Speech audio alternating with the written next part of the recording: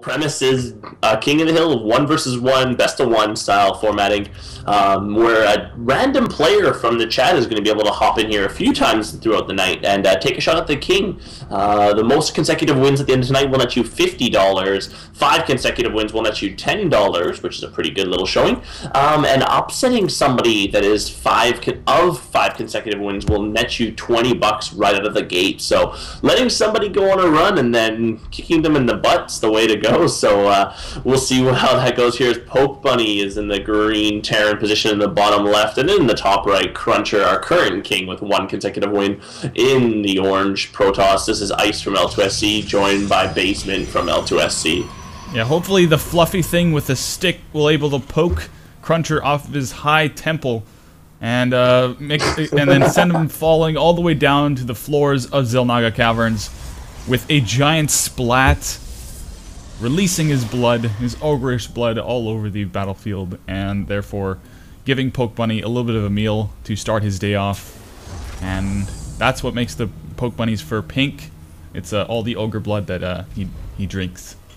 Anyways, Barracks. Wow, that was very... Barracks come down for PokeBunny at 12, as Command Center will be morphing into Orbital Command about 15. That was pretty standard, hopefully.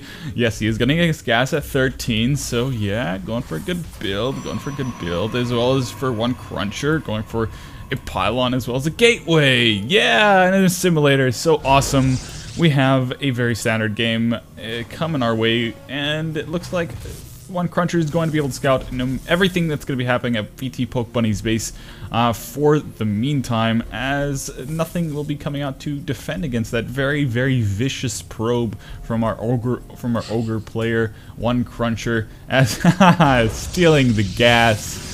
Oh yes, what an ogreish move to do. And there we go, actually at 16 getting the orbital command. Not bad at all. I think it's because that gas was taken. 16 is a great place to be when you want to make that orbital command. Yeah, it's not going to get onto 2 gas too quick unless you're doing something really crazy as the Terran, so not super useful as... but we'll see. It does give some valuable scouting information to Cruncher, see how many Marines are produced, if there is any other tech produced in sight of that the assimilator. I almost forgot we were playing StarCraft there when you're getting into the story of how PokeBunny drinks the blood of ogres, and I was like, wow, this is getting pretty interesting. But tech lab for PokeBunny, he's going to get 2nd racks down, so expecting a little bit more of a gateway-centric play. PokeBunny does reach the base of Cruncher with his SCV, gets a good scout that blocks a pylon as well. We'll see if Cruncher is aware of that, because that's going to slow down his supply. Nope, he does catch it, so pylon goes back down.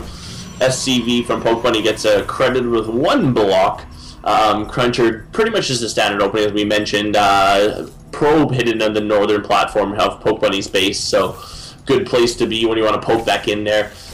Still 2 racks from PokeBunny. He's going to get a reactor up, so double rack reactor tech lab, very, very standard for PokeBunny. Lets you deal with a lot of gateway pressure. Marines, gets you the stim pack, as well as the obviously concussive shell upgrade, which just finished for PokeBunny. He will take this opportunity to get some mules down and get his supply going. He is going to push out a little bit. Very nice. 2 Marauder Marine SCV. Very good to challenge the Protoss early game like this. Force him to use those force fields. If you can sneak that SCV up the ramp, you can still take vision, and even though the force field's up, if the units are in range, they can be killed. So double sentry coming up for Cruncher. He is very conscious of that. Same kind of opening we saw against the last Zerg opponent. He is going to get a 3-gate, probably going to expansion here as they do reach the ramp. There's the force field, but the SCV did not break the ramp, as I had mentioned, so he will have to wait outside as Cruncher does maintain vision of his high ground. PokeBunny not able to see up the ramp there from that position. Force field being refreshed. Warp gates are finished, so here comes some stalkers. PokeBunny will be aware of this very shortly. We'll be thinking about pulling back. There it goes, as the Marine does get evaporated. Stimpack started for PokeBunny. Command Center started for PokeBunny. Proxy pylon from Cruncher, though, on the hidden pathway in the back there, and it's going to be really tight as Cruncher now is going to be able to start warping in right at this expansion, and Bunker just being started, but very, very late. Yeah, For some reason, the only thing I could think of while those stalkers were firing was, I'm a firing Blazer! And I'm pretty sure that the marauders from VTPokeBunny definitely did not appreciate that whatsoever. Having laser beams shoved in their face, definitely not something any person would like to have happen to them. But there we go, actually VTPokeBunny being denied building those two bunkers now being used there pretty much as an incomplete shield. As now coLCrunCher doing a great job using this pretty much the same attack as he did last time. And there we go, VTPokeBunny couldn't poke the ogre enough, and GG's out of the game. Yeah, so coLCrunCher will go on a 2-win streak right now and hold this, and we'll see you guys in just a sec.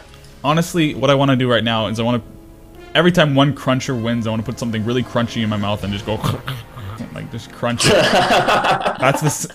Captain and then yeah, Crunch. that's the sound of his enemies just being pulverized by his massive molars.